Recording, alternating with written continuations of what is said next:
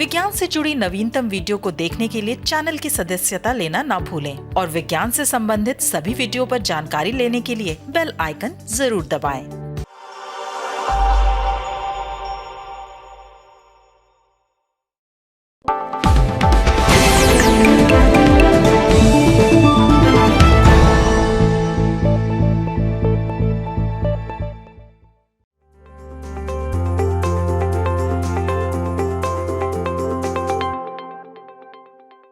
नमस्कार। Team India science की ओर से आप सबको नव वर्ष की हार्दिक शुभकामनाएं। स्वागत है आप सभी का हमारे प्रोग्राम में। मैं हूं मानवर्धन कंठ और आज की परिचर्चा का हमारा विषय है सेहत का संकल्प। विशिष्ट भारत या न्यू इंडिया की कल्पना तभी साकार होगी जब देश का हर व्यक्ति स्वस्थ होगा, और देश का हर व्यक्ति तभी स्वस्थ होगा जब नए साल की नई सुबह में हम सब अच्छी सेहत, सलामती और तंदुरुस्ती का सकारात्मक संकल्प लेंगे। नए साल के स्वागत के साथ ही संकल्पों की एक लंबी फहरिस्त बनाने के बजाय हम सबको यह सोचना होगा कि स्वास्थ्य ही सर्वोपरि है। देश के प्रत्येक व्यक्ति को स्वस्थ रखने की सरकार की प्राथमिकता को भी तभी बल मिलेगा जब हम सब देश को मजबूत और सुरक्षित बनाने के इस नेक अभियान में अपनी अपनी सहभागिता निभाएंगे। लेकिन यहां सवाल उठता है कि नए साल के स्वास्थ्य संकल्पों को हम शुरू कैसे करें और इन्हें बनाए कैसे रखें। अच्छी सेहत के लिए हमें कौन कौन से संकल्प लेने चाहिए, कोरोना काल में खुद को स्वस्थ रखने की चुनौतियां क्या क्या हैं और इनसे निपटा कैसे जा सकता है। सेहत के संकल्पों को पूरी निष्ठा और प्रतिबद्धता के साथ निभाने के लिए हमें क्या क्या करना चाहिए, इन तमाम सवालों के जवाब देने के लिए आज हमारे साथ स्टूडियो में मौजूद हैं इंटरनल मेडिसिन की एक्सपर्ट डॉक्टर स्वाति माहेश्वरी और वरिष्ठ चिकित्सक डॉक्टर अंशुमान। आप दोनों मेहमानों का बहुत बहुत स्वागत है। डॉक्टर स्वाति, आपसे चर्चा का सिलसिला शुरू करना चाहूँगा। जैसे कि बात चल रही है कि नया साल आ गया है और इस नए साल में संकल्पों की एक लंबी फहरिस्त बनाने के बजाय क्या ही अच्छा हो कि स्वास्थ्य के संकल्पों को हम आत्मसात करें। लेकिन इससे ज़रूरी ये भी बात है कि सिर्फ संकल्प ना होकर के ये सिद्धि तक पहुँचे। इस बारे में आपकी क्या राय है? बिल्कुल, बहुत अच्छा कहा आपने। और पहले तो जो हमारे सभी दर्शक हैं उन सभी को नववर्ष की बहुत बहुत शुभकामनाएं, और ये साल हम सब के लिए बहुत अच्छा हो, मंगलमय हो और हमें कोरोना से मुक्ति मिले। ये मेरे ख्याल से इस वक्त सबके मन में कामना है, सबसे बड़ी कामना यही है।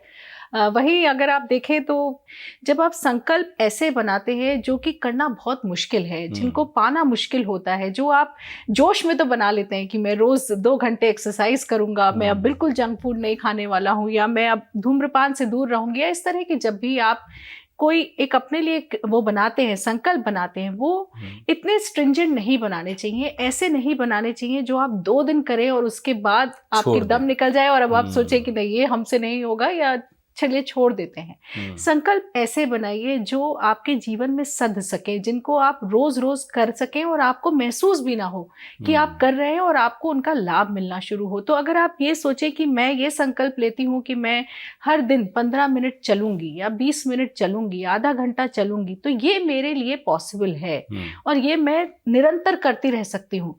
तो यही बात होती है कि आप 1-2 महीने कोई भी चीज़ बड़े अच्छे से करते हैं और उसके लिए आप बहुत परिश्रम भी करते हैं, मेहनत भी करते हैं, लेकिन फिर जब आप थक जाते हैं, वो जो फटीग एक आपके अंदर आता है, तब जब आप धीरे धीरे उसे छोड़ते हैं तो कहीं ना कहीं कहानी वहीं वापस पहुंच जाती है। तो जो वो 1-2 महीने की मेहनत है वो भी जो है आपकी जाया जाती है।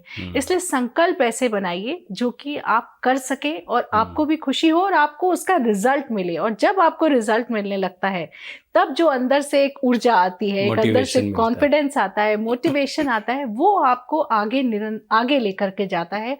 और वरना क्या होता है कि आप 1-2 महीना करते हैं, जैसे आपने देखा भी होगा बहुत सारे लोगों के साथ यही होता है, क्रैश डाइटिंग करेंगे, बिल्कुल कुछ नहीं खाएंगे हम 2 महीने और सब कुछ छोड़ देंगे, और उसके बाद आप देखिए उन्हीं को आप सबसे ज्यादा खाते हुए देखते हैं, क्योंकि उसके बाद एक रिबाउंड आता है। क्योंकि हमें कभी भी अपनी बॉडी को इतना स्ट्रेस में नहीं डालना चाहिए कि वो रिवोल्ट करे आपसे। तो उसको आप ऐसे संकल्प दीजिए, अपने शरीर को, अपने मन को ऐसे संकल्प दीजिए जो आपके लिए संभव है, जो आप कर सकते हैं और जिनको करने में आपको खुशी मिले, जिनको करने में आपको स्ट्रेस नहीं हो। अगर हम आज क्रैश डाइट की बात करें तो मैं शाम तक ये सोचूंगी सारा दिन कुछ नहीं खाया, कैसे होगा, एनर्जी लेस फील करूंगी, फटीग आएगा। वहीं अगर मैंने छोटे छोटे चेंजेस अपनी डाइट में करे तो शाम तक शायद मुझे एहसास भी ना हो कि मैंने आज ये स्टेप्स उठाए थे।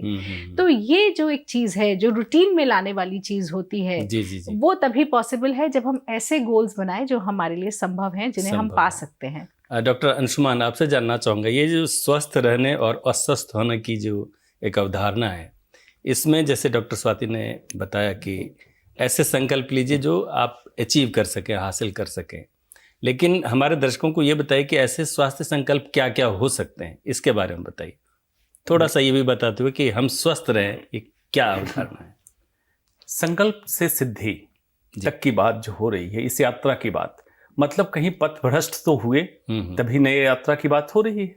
तो ये सच है कि पथभ्रष्ट हुए, क्योंकि व्यक्ति स्वस्थ पैदा होता है, स्वास्थ्य स्वाभाविक है, प्राकृतिक है जी। हमें पथभ्रष्ट होके बीमार होना पड़ता है।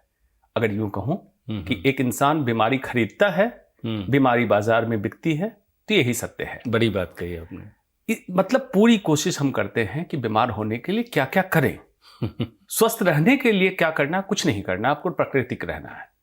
अब क्या क्या करते हैं, जब बच्चा बड़ा होने लगता है तो कुछ कुछ अवधारणाएं बनती हैं कि ये स्टेटस सिंबल है, ये सोशल नॉर्म्स हैं, ये एटिकेट है। वो किसने बनाया? किसी खास कल्चर वालों ने बनाया, कोई गॉड सुपर पावर ने नहीं बनाया। तो उनको मत मानो, ये मानो कि नेचुरली क्या होता है, नेचुरल थ्योरी ऑफ लॉ क्या है, नियम क्या कहता है। नियम यही कहता है जो आज भी कोरोना काल में आपने देखा, वापस हम भारतीय संस्कृति की तरफ क्यों गए, चाहे नमस्कार की परंपरा से या जूते बाहर निकालने की परंपरा से या हाथ धोने की परंपरा से, मतलब वापस आपको कुछ कदम पीछे आना पड़ा स्वस्थ रहने के लिए। एग्जैक्टली यही है। इसका मतलब ये नहीं है कि आधुनिकता का मैं विरोधी हूं, भौतिकवादिता का विरोधी हूं। आध्यात्म की सीढ़ी तभी पहुंचेगी जब भौतिकवादिता को आप जी लेंगे, उसको जी लीजिए, लेकिन ये मानिए कि स्वास्थ्य एक ईश्वर प्रदत्त आपको गिफ्ट मिला हुआ, उपहार मिला हुआ है, उसको बचा के जी लीजिए, तभी जीवन का आनंद उठाएंगे। यानी स्व में स्थित होने की बात को स्वास्थ्य कहेंगे। बहुत बढ़िया, स्व में स्थित होने की बात ही स्वास्थ्य है। स्व में अस्थित कैसे होना है, डॉक्टर स्वाति ने बहुत अच्छी बात बताई कि किन किन चीजों का सेवन ना करें। एंडलेस लिस्ट आपको बता देंगे, फिर भी कुछ ऐसी चीजें होंगी जो हमसे छूट जाए। हम एक्सपर्ट हैं, हम भगवान नहीं हैं। महर्षियों ने कहा योगश्चित वृत्ति निरोध, चित्त की वृत्तियों का सदैव के लिए रुक जाना ही योग है, और आपको योगी बन जाना है। मतलब इसी गृहस्थ जीवन में रह के योगी के जीवन में कैसे जीना है, आपको सारा काम करना है। पलायनवादिता नहीं करनी है, एस्केपिज्म नहीं है। थ्योरी पे एस्केपिज्म कभी काम नहीं करती है। नहीं तो गुरुत्वाकर्षण से आप बाहर गए तो दूसरे प्लैनेट पे चले जाएंगे। इसी धरती पे रह के और स्व में स्थित होना ही स्वास्थ्य है, और आप निरोगी रह सकते हैं। डॉक्टर स्वाति, यहाँ डॉक्टर अंशुमान ने कहा कि योग आधारित आप अगर जीवन शैली अपना लें और ऐसी जीवन शैली हो जिसमें प्रकृति के करीब रहें, प्राकृतिक नियमों के करीब रहें, तो इसमें हमारे दर्शकों के लिए बताएं कि कैसे उनके अंदर ये मोटिवेशन मिले कि अपने स्वास्थ्य संकल्पों में योग को नियमित रूप से शामिल करें या प्राणायाम को निश्चित रूप से शामिल करें रोज़मर्रा की ज़िंदगी में। इसके लिए कैसे तय करना और कैसे उस पर चलना? देखिए, सबसे पहले जहाँ से आपने शुरुआत करी, सबसे पहले तो वही है कि हमें संकल्प लेना है। जब तक हम ठानेंगे नहीं कि हम ये करना चाहते हैं, तब तक हम नहीं कर पाते। वही एक बड़ी अच्छी बात मैं आपको बताती हूँ। अक्सर ये कहना तो आसान है कि हमें योग करना चाहिए, हमें एक्सरसाइज करनी चाहिए, जैसे कि हम डॉक्टर्स अक्सर कहते भी रहते हैं। लेकिन अगर आप इसके पीछे के फंडे को समझें कि आखिर हम ऐसा क्यों कहते हैं, क्यों एक्सरसाइज करनी ज़रूरी है, क्यों योग करना ज़रूरी है, एक बार अगर आप ये समझेंगे तो शायद आप समझ पाएंगे कि इसकी इम्पोर्टेंस क्या है। क्योंकि ये एक बड़ा नॉर्मल सा बन गया है कि हर कोई ये कहता है एक्सरसाइज करो, अच्छा खाना खाओ, अच्छी नींद लो, तो ये एक लोगों को भी लगता है कब तक यही सब सुनते रहे। तो इसके पीछे के तथ्य को समझना बहुत ज़रूरी है। देखिए, जब हम बैठते हैं, जब अगर हम 30 मिनट, और ये मैं साइंटिफिक बातें आपको जी, बता जी। रही हूँ जो कि स्टडीज से और जो जितने शोध कार्य हुए उनसे निकली हुई बातें हैं। जब हम 30 मिनट बैठते हैं तो हमारे शरीर का जो मेटाबॉलिज्म होता है, यानी कि हमारे शरीर में जो हम खाना खा रहे हैं उसको जो उसकी जो पाचन शक्ति है, उससे जो एनर्जी निकल रही है, वो जो पूरा मेटाबॉलिक प्रोसेस है वो 90% 30 मिनट बैठने के बाद कम हो जाता है। और हमारी जो धमनियां हैं उसके अंदर जो फैट होता है, जो चर्बी होती है, उसको मसल्स तक, हमारी मसल्स तक लेकर जाना होता है, मांसपेशियों तक लेकर जाना होता है, क्योंकि वहीं वो बर्न होंगी। उसको ले जाने वाले जो एंजाइम्स होते हैं वो भी धीरे धीरे स्लो हो जाते हैं। ये भी देखा गया है कि जब आप 2 घंटे बैठते हैं तो जो आपका गुड कोलेस्ट्रॉल होता है वो भी शरीर में 20% कम हो जाता है। और जो आपकी मसल्स हैं, खासतौर से पैरों की मसल्स हैं जहाँ सबसे ज़्यादा हम बर्निंग करते हैं कैलोरीज की, वो बिल्कुल शिथिल हो जाती है, क्योंकि आप बैठे हुए हैं, आप उन्हें यूज़ नहीं कर रहे हैं। तो इस वजह से हमारा जब मेटाबॉलिज्म ही स्लो हो जाएगा शरीर का, तो जो आप खा रहे हैं, जो आप पी रहे हैं, वो सब आप फैट की तरह, चर्बी की तरह अपने शरीर में उसको स्टोर कर रहे हैं।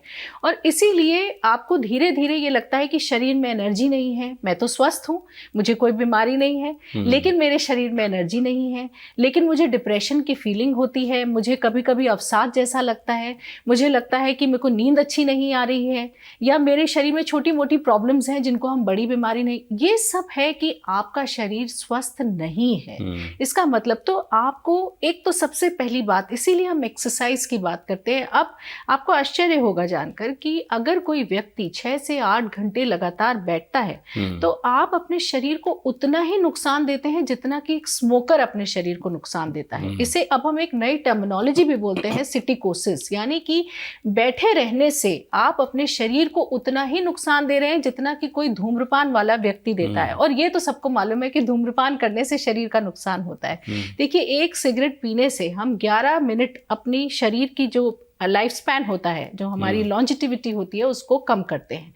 लेकिन अगर आप 8 घंटे बैठते हैं लगातार तो आप 22 मिनट अपने शरीर की जो लॉन्जिटिविटी है उसको कम कर रहे हैं। ये बहुत महत्वपूर्ण बात कही स्वाति, अब डॉक्टर स्वाति ने, कि हम लोगों को एक संदेश तो अभी डॉक्टर स्वाति ने साफ साफ दे दिया, जिसको हम संकल्प के तौर पे ले सकते हैं कि जैसे कहते हैं चरे बेती, चलते जाओ, जैसे रुके तो बीमार पड़ेंगे। लेते हैं एक छोटा सा ब्रेक के बाद जब हम वापस होंगे तो हमारे अपने विशेषज्ञों से जानना चाहेंगे कि ये जो खान पान का है विज्ञान वो क्या है, और व्यायाम का विज्ञान क्या है, और कैसे हम स्वस्थ रह सकते हैं। बने रहिएगा हमारे साथ, जल्द वापस लौटते हैं।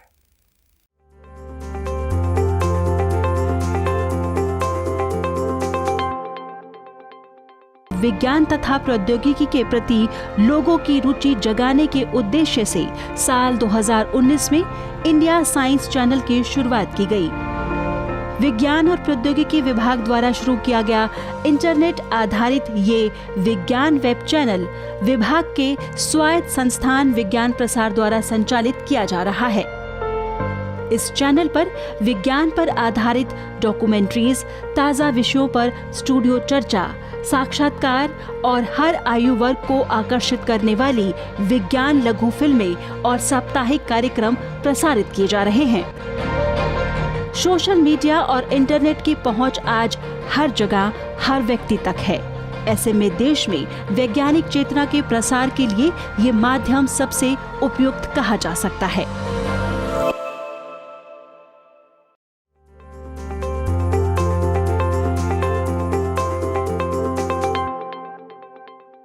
ब्रेक के बाद एक बार फिर से आपका स्वागत है हमारे कार्यक्रम में सेहत का संकल्प। डॉक्टर अंशुमान, अभी डॉक्टर स्वाति ने एक बहुत महत्वपूर्ण बात कही कि हम चाहे खान पान को देखें या व्यायाम को देखें, हर के पीछे एक विज्ञान काम करता है। लेकिन ये विज्ञान कैसे काम करता है ये हमारे दर्शकों को बताएं कि अगर खान पान को वो ठीक रखेंगे तो वो कैसे, उनको वैज्ञानिक रूप से कैसे समझ में आएगा कि क्या क्या खाना चाहिए। एक आम आदमी आदर्श आहार जिसको कहते हैं, बैलेंस डाइट, संतुलित भोजन, वो कैसे समझेगा एक आम आदमी? विज्ञान विशिष्ट ज्ञान को कहते हैं जी। आमतौर पे जो हमारे पास इंफॉर्मेशन होती है वो ज्ञान, नॉलेज, और विशिष्ट स्पेशलाइज्ड हो गया। तो आज हम बात करेंगे विशिष्ट ज्ञान की। विशिष्ट ज्ञान का मतलब है खान पान, या डॉक्टर स्वाति ने जैसा कहा कि व्यायाम की बात है। तो लोग जब भी योग की बात होती है तो समझते हैं किसी तरह की एक्सरसाइज है और मेरा वजन कम हो जाएगा। योग ये नहीं है। अष्टांग योग को ही योग कहते हैं, जिसके 8 अंग क्या क्या है? यम, नियम, आसन, प्राणायाम, प्रत्याहार, धारणा, ध्यान और समाधि। यहां से यात्रा आपकी शुरू होगी तो सबसे पहले आ जाता है खान पान, रहने सहने का तरीका। तब बात आती है प्राणायाम और आसन की, जिसको योग से लोग समझते हैं आमतौर पे, क्योंकि कुछ लोग टेलीविजन पे इसका प्रचार प्रसार करते हैं। लेकिन आपको आत्मचिंतन, आत्म जागृति और आत्म क्रांति की जरूरत है। आप जब अपने आप के प्राकृतिक नियमों को समझ लेंगे तो अपने आप से ही अपने जीवन को बदल सकते हैं। कैसे बदल सकते हैं? पहली जानकारी, भगवान ने एंट्री पोर्टल इंसान को एक दिया है, मुंह से खाना। डॉक्टर के पास बहुत सारे एंट्री पोर्टल है, हम लोग नस से भी पानी चढ़ा देते हैं जी, बहुत सारे पोर्टल है। लेकिन एग्जिट पोर्टल जो मेटाबॉलिज्म के बाद विकार निकलने के 4 रास्ते दिए हैं। श्वास, जिसमें टॉक्सिन्स एयर के थ्रू निकलते हैं, मल, मूत्र और पसीना। अब आप जितने दर्शक देख रहे हैं ये सोच ले कितने लोग हैं जिनको पसीने नॉर्मल तरीके से निकलते हैं, तो मतलब आपकी एक्सरसाइज व्यायाम की कमी है, तो पसीना निकालना पड़ेगा। तो एक एंट्री पोर्टल, 4 एग्जिट पोर्टल। आपने क्या किया? एंट्री पोर्टल से बढ़ा दिया, जरूरत से ज्यादा खाना खा लिया और बेकार खाना खा लिया, जिसको कहते हैं जंक फूड। जंक का मतलब होता है कचरा। जब ये कचरा था तो अंदर डाला क्यों?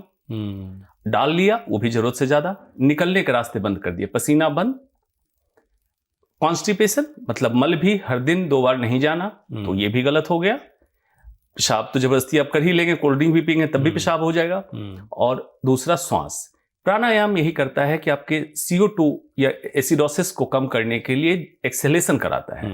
आप बैठे रहते हैं, जिसको हम लोग टेक्निकली कहते हैं टाइडल वॉल्यूम, कम हो जाता है। नॉर्मली 500-600 ml होना चाहिए, ये भी आपका कम होता है। वाइटल कैपेसिटी, लंग फूलने की क्षमता, ये भी आपकी कम हो जाती है। ये टॉक्सिन्स जब आपके शरीर में जमा होते हैं तो ना सिर्फ हार्ट की बीमारियां, ब्लड प्रेशर और इस तरह की तो होंगी, लंबे अरसे के बाद कैंसर जैसी समस्या भी होती है। तो जागना जरूरी है और अपने शरीर को बिल्कुल चलाना है। ये तो शरीर स्तर तक की बात हुई। तब बात आती धारणा, ध्यान और समाधि की। मानसिक तौर पे अगर आप संतुलित नहीं है, संतुलित है, संतुलित का मतलब क्या है? न ओवर न अंडर, हाइपर भी नहीं होना है, अंडर भी नहीं होना है। ये भी नहीं सब कुछ छोड़ देना है, सब कुछ भगवान करेगा। भगवान के पास इतना समय नहीं है कि नीचे आके कुछ करने जा रहा है, आप ही को करना है। न ओवर होना है, हर चीज के लिए चिंतित रहते हैं। इंसान या तो भविष्य में जीता है या अतीत में जीता है, वर्तमान में जीना छोड़ दिया है। वर्तमान की अवस्था में जीना शुरू करें आज से। अच्छी नींद लें, अच्छे व्यायाम करें, आहार, व्यवहार और विचार, 3 चीजों को ठीक कर लें, इंसान स्वस्थ हो जाएगा। डॉक्टर साथ ही डॉक्टर अंशुमान ने एक बहुत महत्वपूर्ण बात कही, जो कभी बुद्ध ने कहा था मिडिल पाथ का, कि वीणा के तार को इतना ना कसो कि वो टूट ही जाए और इतना ढीला भी मत छोड़ो कि उससे आवाज ही ना निकले। वो डॉक्टर अंशुमान ने भी करीब करीब वही बात कही कि मिडिल पाथ, अगर भोजन भी करते हैं तो मॉडरेट अमाउंट में करें, व्यायाम भी उसी तरह से मॉडरेट अमाउंट में ही करना पड़ेगा। लेकिन मैं ये जानना चाहूँगा, हमारे दर्शक आपसे जानना चाहेंगे कि जैसे उनको, जब हम बात कर रहे हैं कि नए साल में सेहत का संकल्प, तो जैसे बहुत सारे लोग होंगे जो ओवर वेट होंगे, वो वेट लूज करने का अपना संकल्प लेंगे।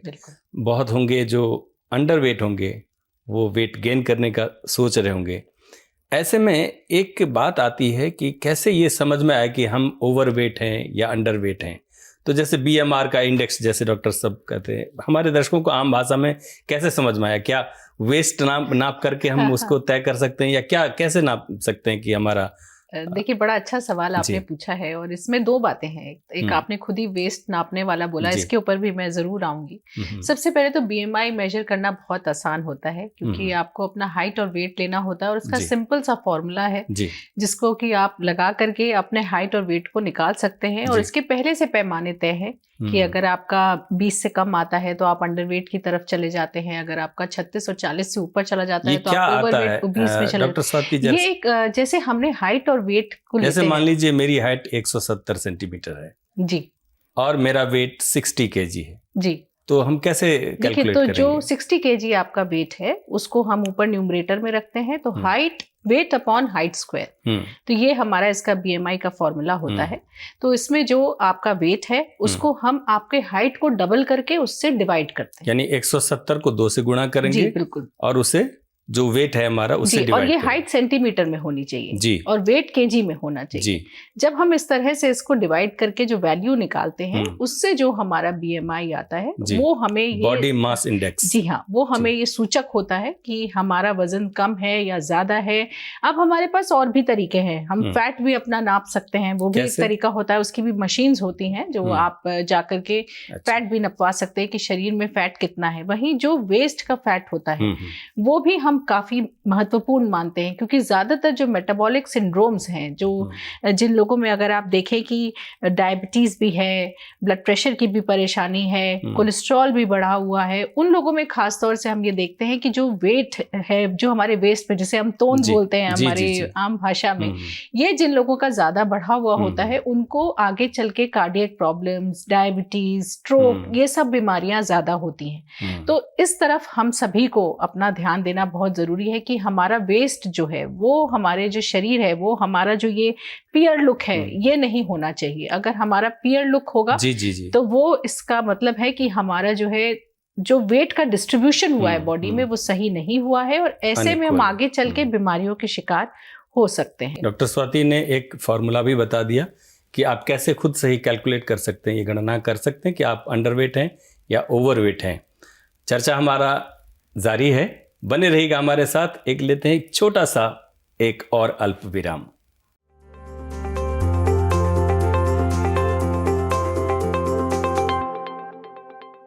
विज्ञान तथा प्रौद्योगिकी के प्रति लोगों की रुचि जगाने के उद्देश्य से साल 2019 में इंडिया साइंस चैनल की शुरुआत की गई। विज्ञान और प्रौद्योगिकी विभाग द्वारा शुरू किया गया इंटरनेट आधारित ये विज्ञान वेब चैनल विभाग के स्वायत्त संस्थान विज्ञान प्रसार द्वारा संचालित किया जा रहा है। इस चैनल पर विज्ञान पर आधारित डॉक्यूमेंट्रीज, ताज़ा विषयों पर स्टूडियो चर्चा, साक्षात्कार और हर आयु वर्ग को आकर्षित करने वाली विज्ञान लघु फिल्में और साप्ताहिक कार्यक्रम प्रसारित किए जा रहे हैं। सोशल मीडिया और इंटरनेट की पहुंच आज हर जगह, हर व्यक्ति तक है। ऐसे में देश में वैज्ञानिक चेतना के प्रसार के लिए ये माध्यम सबसे उपयुक्त कहा जा सकता है।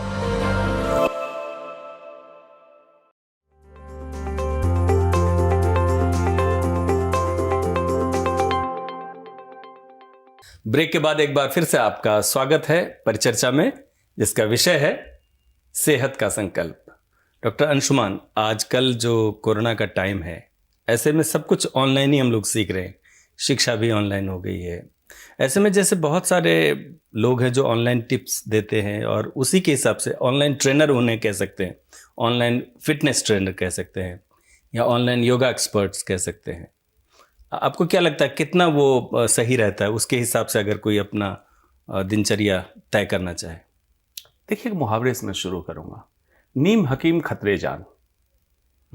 जिसको सामने देखा ही नहीं, जिसकी उपाधि, जिसकी विशेषता आपको पता नहीं है, ऑनलाइन कुछ भी क्लेम करे। ऑनलाइन जब बैंक की हाईजैकिंग हो जाती है, स्कैम्स हो जाते हैं, तो हो सकता है आपका स्वास्थ्य भी स्कैम किया जा रहा हो। तो इसकी जानकारी सबसे महत्वपूर्ण है, पहली बात। दूसरी बात कि क्या करना है आपके शरीर के हिसाब से, क्या कस्टमाइज्ड। हम लोग पर्सनलाइज्ड मेडिसिन की बात करते हैं कि एक इंसान के लिए ये उपयुक्त है, दूसरे के लिए दूसरा उपयुक्त है। आज मेडिकल साइंस वहां पे पहुंच चुका है। जनरलाइज कर दे, जनरलाइज बात हो ही नहीं रही है, लेकिन ऑनलाइन ट्रेनर कोई भी चीज जनरलाइज करेगा। अब किसी व्यक्ति को सर्वाइकल स्पॉन्डिलाइटिस है, किसी व्यक्ति को लंबर की प्रॉब्लम है या सियाटिक नर्व की प्रॉब्लम है, आपने कुछ ट्रेनिंग बता दी, बेचारे का डिस्क प्रोलैप्स हो गया, हॉस्पिटल में भर्ती गया। ये सच्ची घटना बता रहा हूं। तो ऑनलाइन पे इतना ट्रस्ट ना करें, जो जिसके एक्सपर्ट हो उनको संपर्क करें। आज तो हर इंसान के संपर्क में कोई ना कोई चिकित्सक है, कोई ना कोई डाइटिशियन, न्यूट्रिशनिस्ट है। तो आप उनसे मिले और पूछें कि मेरे हिसाब से मेरे स्वास्थ्य के लिए क्या जरूरी है। लेकिन अगर आप जनरल पूछेंगे तो पहले तो अपना टेस्ट करें कि आप स्वस्थ हैं कि नहीं। कैसे टेस्ट करेंगे? सुबह जब जगें तो आपका सर भारी ना हो, कमर में दर्द ना हो, और नींद खुलते आप बिस्तर को छोड़ सकें। 3 पहचान है कि आपकी नींद अच्छी हुई। बहुत बढ़िया। उसके बाद जब दिनचर्या की शुरुआत होती है तो झल्लाहट ना हो, मेंटल आप संतुलन में हैं, मतलब मानसिक संतुलन में हैं।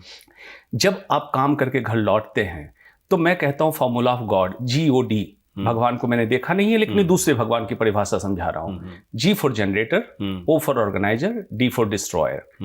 B organiser, generator of yourself in the morning. आप अपने स्वयं के ब्रह्मा बने, दिन की पूरी परिकल्पना कर लें।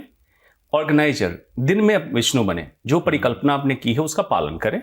चाहे भले शेषनाग या समुद्र की लहरें आपको गिराने हैं, वो आपके दोस्त हो सकते हैं या ऑफिस की बेचैनी हो सकती है। और शाम को संहारक शिव का रूप ले लें। किस चीज का? घर पहुंचने से पहले सारे द्वेष क्लेश को मिटा के तब घर पहुंचे। बहुत अच्छा। अपने गॉड अपने आप बने, और जब घर पहुंचे तो घर में ऑफिस की चर्चा ना हो। इसका अगर आप पूरी तरह से पालन करें तो आप मानसिक और शारीरिक संतुलन में आ जाए। और भोजन, वही मैंने जैसे पहले बताया था, एंट्री एग्जिट पोर्टल का बैलेंस करें। जी। कोई भी व्यसन से दूर रहें। अगर इन सब चीजों को करेंगे, और आपको उठने के लिए किसी चीज के सहारे की आवश्यकता नहीं होती है, सीधा खड़े होते हैं, कभी भी एक पांव पे झुकना नहीं पड़ता हो।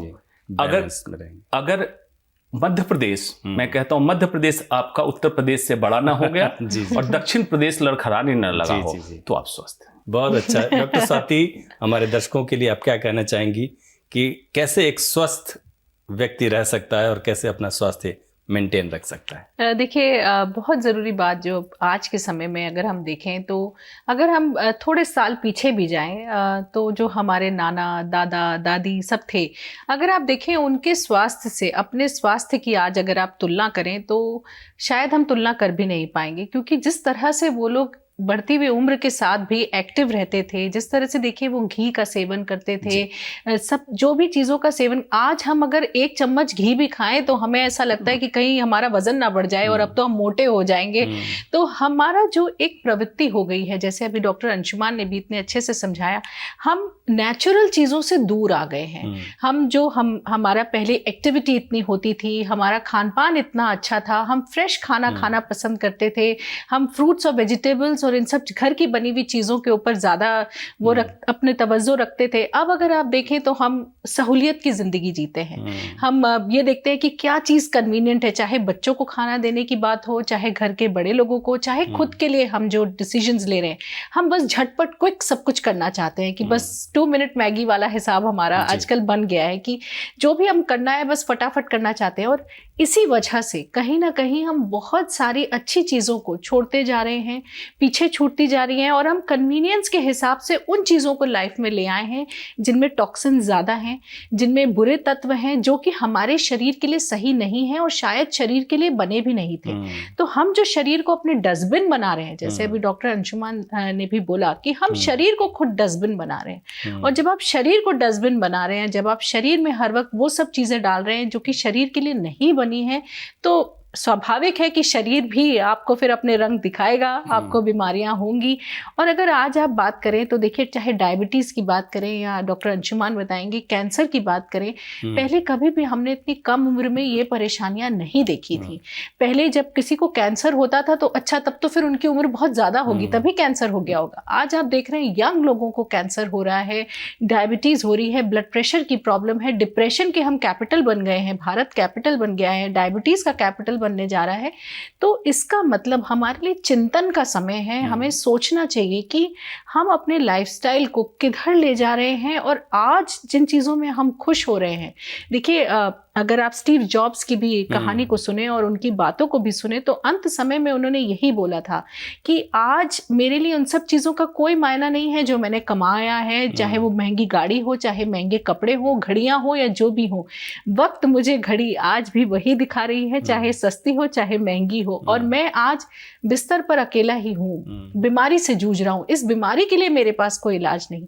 तो हमें इस चीज़ का बहुत ध्यान रखना ज़रूरी है कि हम अपने जीवन में माइंडफुल होकर के जो अपने लिए डिसीजंस लेते हैं, जी हाँ बिल्कुल, जो हम डिसीजंस अपने जीवन के लिए ले रहे हैं वो आज के लिए नहीं है केवल, ये आने वाले जीवन में भी हमारे प्रभाव डालेंगे। तो सोच समझ के सही डिसीजंस लें अपने लिए, अपने परिवार के लिए, अपने बच्चों के लिए।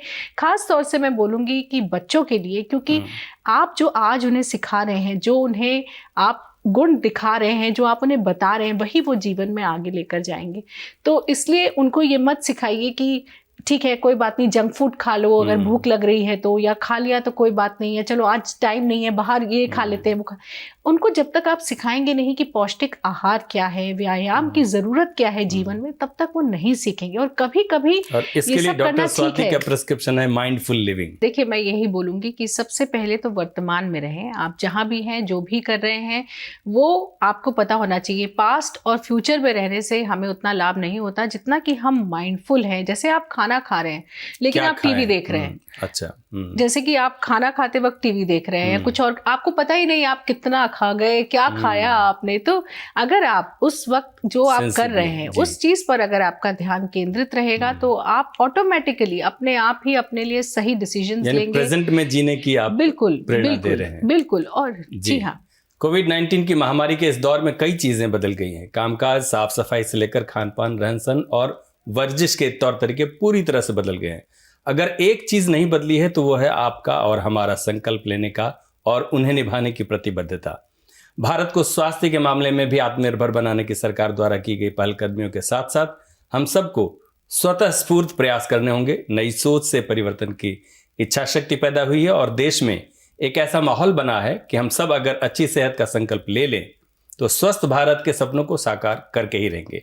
आज की परिचर्चा में भाग लेने के लिए अपने दोनों मेहमानों का हम खास तौर पर धन्यवाद करना चाहेंगे, आभार प्रकट करना चाहेंगे। उम्मीद करते हैं आज का हमारा ये प्रोग्राम आपको पसंद आया होगा। आप सबसे अनुमति लेने से पहले एक विनम्र अनुरोध। विज्ञान, प्रौद्योगिकी, आविष्कार और नवाचार जगत के विश्वसनीय कार्यक्रमों को देखने के लिए अपने मोबाइल पर इंडिया साइंस ऐप अवश्य डाउनलोड करें। एक बात और, देश का अपना विज्ञान चैनल इंडिया साइंस अब फेसबुक, ट्विटर, यूट्यूब, लिंक्डइन और इंस्टाग्राम पर भी उपलब्ध है। हमारे कार्यक्रमों के बारे में आप अपने फीडबैक एवं सुझाव हमें ईमेल कर सकते हैं। हमारा ईमेल पता है feedback@indiascience.in। अगली बार फिर हाजिर होंगे एक और रोचक विषय के साथ। तब तक आप अपना बहुत ख्याल रखिए और हमें दीजिए अनुमति। नमस्कार।